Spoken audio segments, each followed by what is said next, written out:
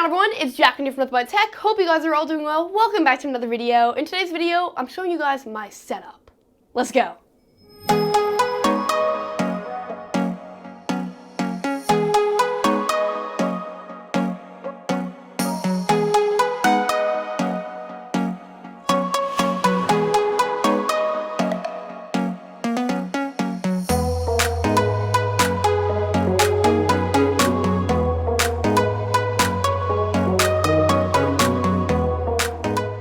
This is season 2, so if you missed episode 1 and episode 2 of season 2, basically this is a series where I show you guys point A to the what we are now. So I show you guys starting the setup and then completing the setup, what it ends up looking like. So if you want to see the progress of this setup, you should check out the links in the description down below. But this is something that I want to do more regularly. When I start renting out like studio space, I think we're gonna bring this to the channel because you guys love seeing like the vlog style and then the cinematic, which is supposed to be what this is, so I hope it's as good as I promised it would be. But that's that for that setup. I do want to mention one thing, and that's that the cable management on the setup is kind of bad, and that's for 2 reasons. The first reason is that I'm always changing components and adding stuff, so it's easy for me to not have everything tied up, so I can easily like take something and move it, stuff like that, and then add new things. And the second reason is that this is a sit-stand desk, so the cable needs to be able to move. So there's one cable that kind of just hangs down, and then when you raise it up, it gets like tighter, and then when you raise it down, it gets looser. So that's kind of the cable management aspect.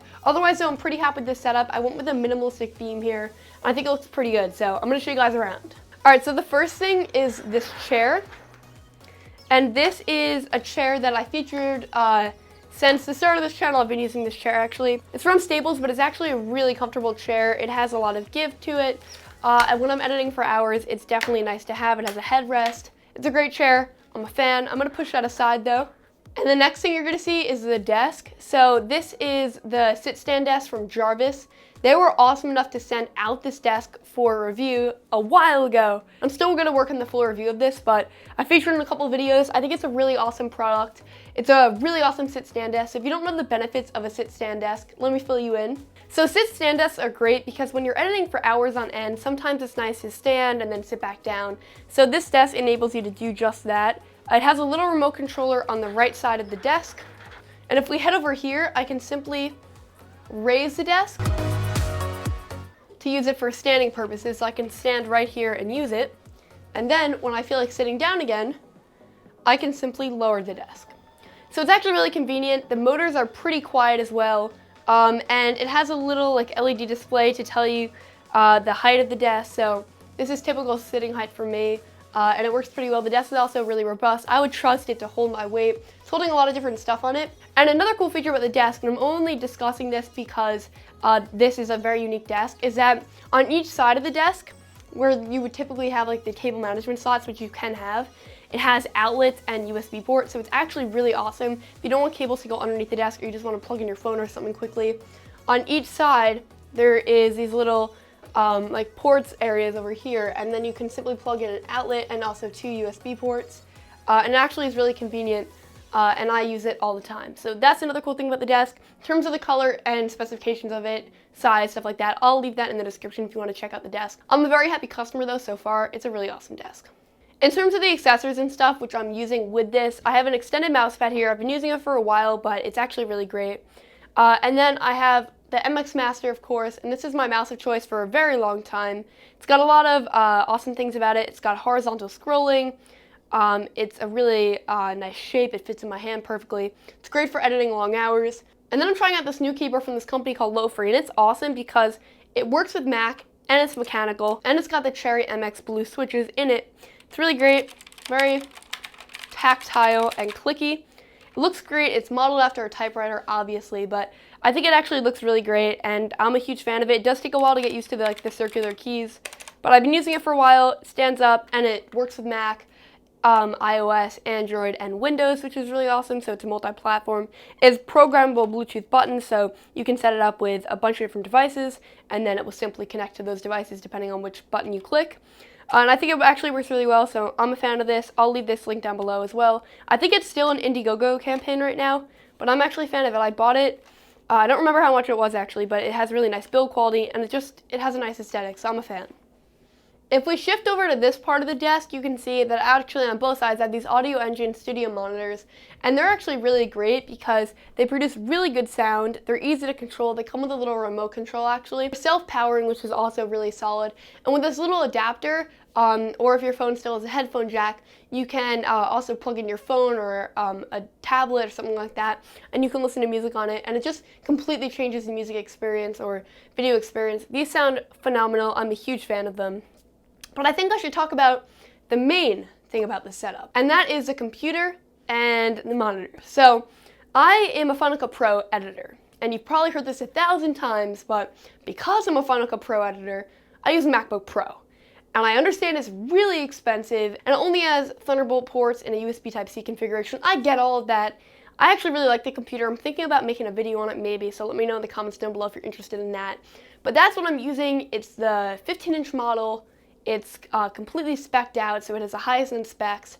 It works really well for Final Cut Pro, and I know that the iMac Pro came out, but I'm actually still really happy with the MacBook Pro, and that's because I'm using it with the LG Ultrafine 5K monitor. So this is 5K resolution. It looks really sharp. You can see my little background on here. It works really great. It works seamlessly with the MacBook Pro. So when you plug in the MacBook Pro, it not only charges the computer, but it also obviously powers the display. Looks great. You can use it as a secondary monitor or as a main monitor.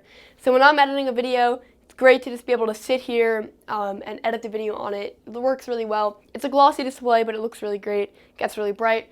I'm a fan of that as well. It also has USB ports alongside the back, which is also really convenient. But I'm not fully USB Type-C yet. So right over here, I added a little secret hub. So this hub has 3 USB Type-A ports and an SD card slot alongside an HDMI port on this side. And it's mounted onto the desk. Works really well. It kind of has some symmetry with the other controller over there. And that's connected with the USB-C cable to the computer. Works really well. It's actually pretty well hidden as well. So I use that when I need to plug in my SD card, stuff like that. If you want to do this on your own setup, I'll leave like instructions, if I remember, down below alongside a link to everything that you may need to do that. And then of course I have the MacBook Pro. It's in the case right now. I'm coming up with an accessories video, so we got the case on it. And that is plugged in to the monitor and then also the secret USB hub. Then next to that, I have another one of those outlet things, and it actually works pretty well. The cable management on this setup is obviously not the best, but it works for me since I'm always like adding components, especially with this. I'm always using my computer as a laptop and then docking it, so it just makes sense not to have that like tied down.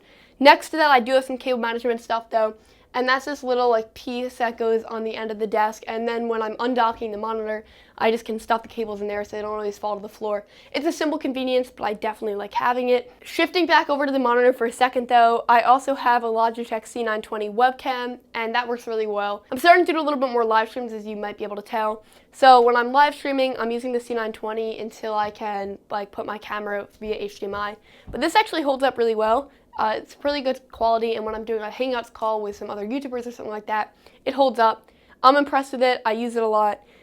This monitor actually has a pretty decent camera underneath, as you can see there, but I actually really like the C920. And then final things, the lighting behind the desk. The lighting behind the desk is something that really it adds to the setup and makes it complete, especially when the lights are off. It looks really good, so I'm going to do that for you guys right now. Okay. You guys can't even see me. Let me put a little flashlight on myself. It's going to look really bad real quick. Alright, so this is the lighting for the setup. So what I actually have is a Philips Hue strip behind the desk, and it looks really great, so I can adjust the color and everything of it. So if I want to do some NBT pink, that looks really good. Then I can shift over to some blue, put some yellow on there, orange, and then it also just does regular lighting, so I could do like the relax light, the read light, concentrate, energize. I can do a bunch of different whites, and it actually does light up the room like pretty decently. Like all the lights are off in here, and there's no other light source right now in here, and it's actually doing a pretty good job like lighting up the room. But I like to keep it on this NBT pink or the blue. Alright, so yeah, you can see the Philips Hue lighting actually looks really good, and even with the 2 studio lights on and all the overhead lights on, it still actually gives a pretty nice appearance. It just adds a little bit of color to the setup.